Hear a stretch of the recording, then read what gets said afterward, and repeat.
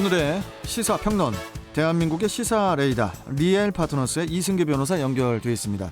자, 이승기 변호사님 안녕하세요. 예, 안녕하세요. 네, 자 오늘 첫 번째 이슈 전해주시죠. 예, 오늘 첫 번째 이슈는 대세론 굳히기 나선 이재명, 반정카드 노리는 이낙연입니다. 자, 지난 주말에 이재명 경기지사가 충청권에서 과반 득표를 하면서 경선 초반부터 이재명 대세론이 힘을 받고 있다는 그런 분석이 지배적인데, 그래서 이제 어제 2위인 이낙연 전 대표가 예정된 일정을 전면 취소를 하고 숙고의 시간을 가졌다고 합니다. 예, 예상보다 큰 격차로 이제 패배를 하니까 이제 캠프 내부적으로 전략 수정 그리고 전열 정비가 필요하다라는 판단을 내린 걸로 보이고요. 네. 특히 이번 주를 우리가 이제 1차 슈퍼 위크라고 부르는데요. 지역 순회 경선 일정을 보면 오는 11일에는 대구 경북, 12일에는 강원으로 이어집니다. 그런데 여기에 추가로 오는 12일에 전체 선거인단 한 200만 명 중에서 64만 명에 달하는 1차 국민 일반 당원 선거인단 투표 결과도 함께 발표가 됩니다. 결국 이번 1차 슈퍼위크에서는 이 당심이 아닌 민심이 확인되는 이제 분수령이 되는 건데요. 예. 만약 이재명 지사가 이번 1차 슈퍼위크에서도 압승을 거둔다면 그때는 이제 결선 투표 없이 본선에 직행할 가능성이 매우 높아지는 거죠. 예. 그렇다 보니까 이낙연 전 대표 측에서도 역전의 발판을 마련하기 위한 이제 전력 구상이 필요해서 이제 어제 이제 숙고의 시간을 가진 거죠.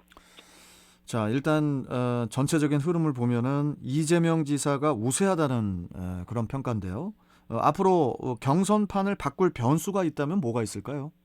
예, 그 정치는 이제 생물이라고 하니까 어떤 형태로든 변수는 나올 겁니다. 네. 하지만 이제 경선판을 뒤바꿀 이제 변수는 이제 후보들 개개인에 대한 뭐 성추문이나 엄청난 이제 비의 사실이 아니란 이제 크게 두 가지로 지금은 볼 수 있는데요. 먼저 반 이재명 연대, 이제 달리 말하면 이낙연 전 대표를 중심으로 한 이제 후보 단일화를 뽑을 수 있고요. 그리고 또 하나는 이제 민주당의 상징인 이제 호남의 선택, 이렇게 두 가지를 볼 수 있습니다. 그런데 이제 먼저 후보 단일화를 보면 사실 지금 이제 충청권 경선 결과만 놓고 보면 이제 좀 후보 단일화는 변수로 보기에는 좀 파괴력이 낮아 보입니다. 무엇보다 이제 단일화 효과를 거두려면 2등을 중심으로, 그러니까 2위를 중심으로 단일화가 돼서 1위와 이제 2강 구도를 이제 형성해야 되는 건데요. 네. 그런데 지난 충청권 경선을 보면은 이재명 지사가 한 54%로 가반을 차지했고요. 2위인 이낙연 전 대표가 한 28% 정도, 그리고 3위권인 정세균 전 총리와 이제 추미애 전 장관이 한 7% 정도씩 각 얻은 걸 보면은 2표, 2등과 3등의 표를 다 합쳐도 양강이 아니라 1강 1중밖에 되지가 않습니다. 한마디로 단일화의 실익이 없다라는 거죠. 예. 그리고 단일화 가능성도 문제인데요. 일단 정세균 전 총리는 그동안 단일화 논의에 대해서 선을 분명히 긋는 모습을 보였는데요. 그럴 만도 한 게 이 정 전 총리는 그동안 이제는 뭐 국회의장, 국무총리, 뭐 그리고 뭐 당대표까지 지낸 정치 거물입니다. 그런데 이제 후보직을 양보하면서 이 단일화에 나서기를 기대한다? 그건 좀 어려워 보이고요. 그리고 추미애 전 장관도 이낙연 전 대표가 이 당대표 시절에 검찰 개혁에 미온적이었다라면서 연일 공세를 피면서 이제는 좀 뭐랄까 대립각을 세우고 있기 때문에 또 이 전 대표와 손을 잡을 가능성도 낮아 보입니다.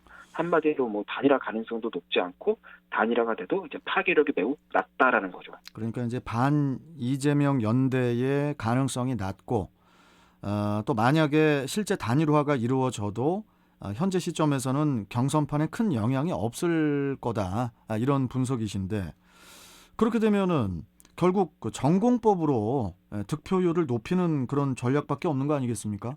예, 맞습니다. 이번 주 슈퍼 위크보다도 어쩌면 더 확실한 승부처가 될 곳이 바로 민주당의 상징 이제 호남인데요. 네. 오는 25일과 26일에 호남에서 순회 경선이 이끌 예정입니다. 근데 민주당 이제 권리 당원의 한 30%가 이 호남에 집중돼 있고요. 또 호남 표심이 곧 수도권 표심에 직결된다는 점에서도 이 호남의 선택이 전체 경선판을 좌우한다라고 보면 되는데요. 특히 이낙연 전 대표가 호남 경선에 승부수를 둘 수밖에 없는 게요. 이 전 대표가 이 전남 영광 출신이고요. 또 전남에서만 사선 국회의원은 물론 전남 도지사도 이제는 역임을 했습니다. 사실상 이 전 대표의 승부처라고 볼 수 있는데 여기서 역전의 발판을 마련하는 게 이제 키포인트가 되는 거죠.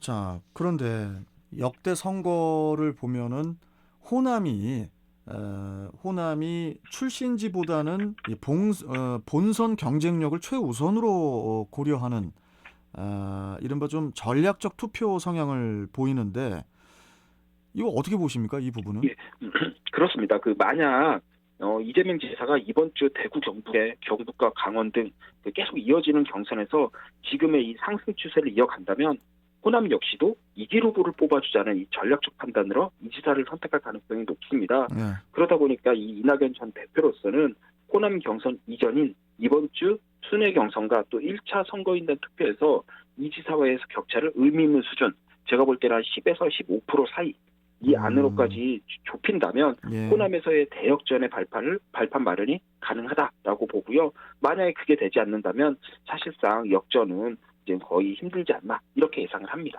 알겠습니다. 자, 계속 지켜보도록 하고요. 자, 두 번째 이슈 전해주시죠. 예, 다음 이슈는 누구나 집 시범사업 본궤도 집값 10%의 10년간 거주입니다. 자, 집값의 10%만 보증금으로 내면 10년 동안 시세보다 낮은 가격으로 살다가 최초 확정된 가격으로 내 집 마련을 할 수가 있는 이른바 이제 누구나 집 시범 사업이 본 궤도에 올랐는데 이게 이제 구체적으로 어떤 사업입니까? 예, 일단 이 국토교통부 또 LH 또 인천도시공사가 인천 검단 또 의왕 초평 화성 능동 등 총 6개 사업지에 총 6,075가구를 공급하는 건데요. 이 사업명 이름이 분양가 확정, 분양 전환형 공공지원 민간 임대주택입니다. 기네요, 이걸 줄여서 이게. 누구나 집이라고 하는데요. 예, 대단히 긴데요. 예. 이 내용에 다 들어있죠. 근데 이제 8일부터 이 공부를 시작하기로 발표를 했습니다. 일단 지금 이 사업 부지를 보면은 상당히 입지가 좋습니다. 다 서울 인근이고 수도권에 있고요. 상당히 좋고요. 그러다 구체적인 내용을 보면은 우선 임차인은 분양 가격의 한 10% 수준의 보증금을 내고 일반 공급은 이제 분양 시세 한 95% 이하, 특별 공급은 85% 이하의 아주 저렴한 임대료로 10년간 사는 겁니다. 한마디로 10%의 보증금만 내고 시세의 한 95%, 85% 수준에서 임대료를 내고 10년간 사는 거죠. 그리고 임대 기간이 종료되면 사업 초기에 사전에 확정된 이 분양 전환 가격으로 무주택 임차인에게 우선 분양을 한다는 건데요. 결국 10%의 보증금만으로 이 거주권과 분양권을 모두 확보할 수 있다는 점에서 상당히 획기적인 제도입니다. 그러면은 처음에 입주 때부터 미리 그 10년 뒤에 분양 가격을 미리 정한다는 겁니까, 이게? 예, 맞습니다. 이 분양 가격은 사업자가 정하는데요. 제한이 있습니다. 이 상한이 있습니다. 이 사업 착수 시점부터 분양 시점까지 연평균 주택가격 상승률을 1.5% 적용한 이 주택가격을 상한으로 해서 그 안에서 정한다는 겁니다. 그러니까 매년 1.5%밖에 안 오르는 거죠. 다만 확정 분양가격 이상의 시세 차익이 발생하면 이 개발이익은 사업자와 임차인이 공유하기로 그렇게 했습니다. 그렇군요. 자, 그런데 한 가지 의문점이 임차인들에게는 이 제도가 이제 뭐 상당히 좋은 제도인데 이걸 민간 주도로 개발을 하면은 민간 사업자들이 적극적으로 이 사업에 참여할지 이게 또 의문이거든요.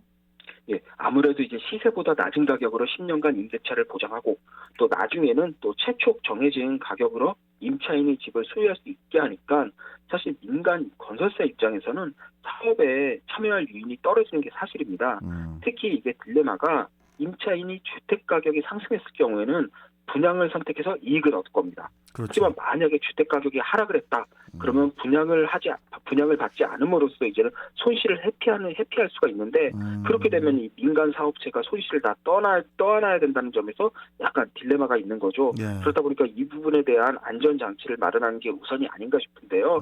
이 제도 자체는 상당히 의미가 있는 게 일단 무주택자한테 이제 획기적인 방법으로 내 집 마련의 기회를 준다는 점에서 의미가 있고요. 그렇죠. 또 하나는 이 누구나 집이 좀 성공적으로 안착이 되면은 집값 하락에 좀 유인도 발생한다는 점에 있어서 상당히 제도 자체는 괜찮습니다. 다만 방금 말씀드린 대로 민간 사업자가 외면하면 제도가 성공할 수 없다는 점에서 민간 사업자에게 좀 인센티브를 주는 좀 사업에 참여할 유인을 좀 주는 게 좀 중요해 보입니다. 보완 장치가 필요하다 이런 말씀이시죠? 예, 맞습니다. 알겠습니다. 자, 오늘 말씀 여기까지 듣도록 하겠습니다. 고맙습니다. 예, 감사합니다. 자, 시사평론가 리엘 파트너스의 이승기 변호사와 함께했습니다.